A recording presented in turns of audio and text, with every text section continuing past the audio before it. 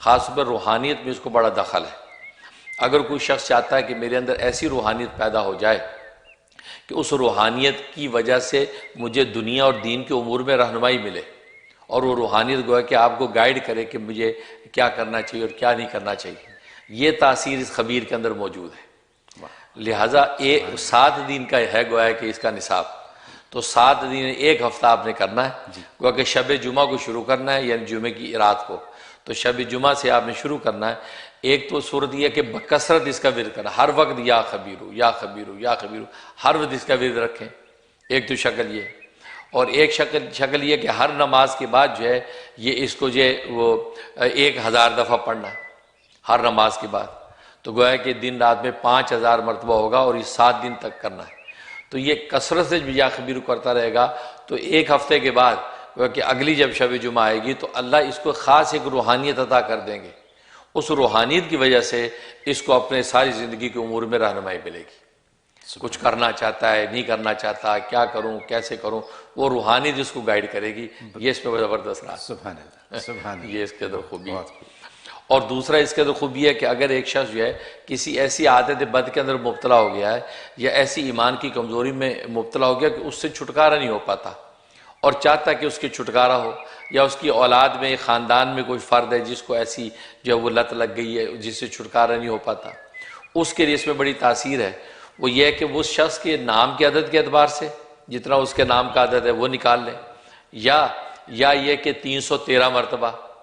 یہ اس کو پڑھا جائے، تو روزانہ پڑھ کے پانی پہ دم کریں، یا اس کی کوئی مرغوب چیز جو کھاتا ہے، شوق سے میٹھا کھاتا ہے یا شوق سے کوئی اور چیز کھاتا ہے، اس کے اوپر دم کر کے اس کو دیں،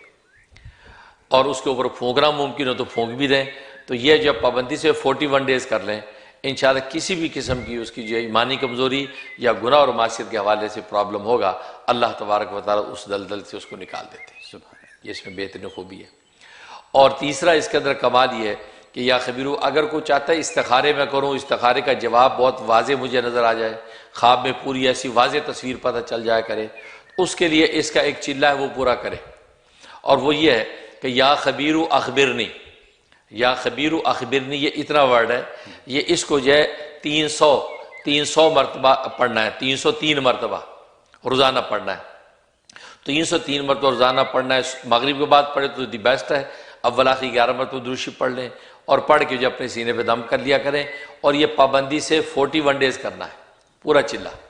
جب 41 ڈیز پورے ہو گئے، اس کے بعد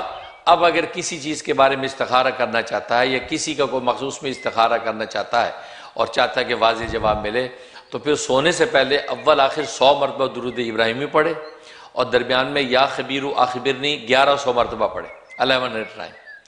یہ پڑھ کے اپنی سینے پہ دم کرے اور دعا کر کے سو جائے، زبردست بالکل واضح تصویر پتہ چل جائے گی یہ کام خیر ہے یا شر ہے۔ سبحان اللہ۔ یہ اور آج آپ کو پتہ لوگوں کو اس کی بڑی ضرورت ہوتی ہے یار واضح استخارہ پتہ چلے،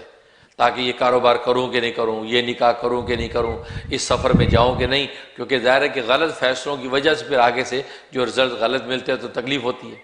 تو اس میں یہ کہ خبیر سے جب ایسا تعلق قائم کر لیا اور ایک چلہ پورا کر لیا، اس کے بعد جب بھی کرنا ہو بس یہ استخارہ کریں، آپ کو جواب مل جائے گا۔ سبحان اللہ، یہ اس میں راز پایا جاتا ہے۔ بہت خوب۔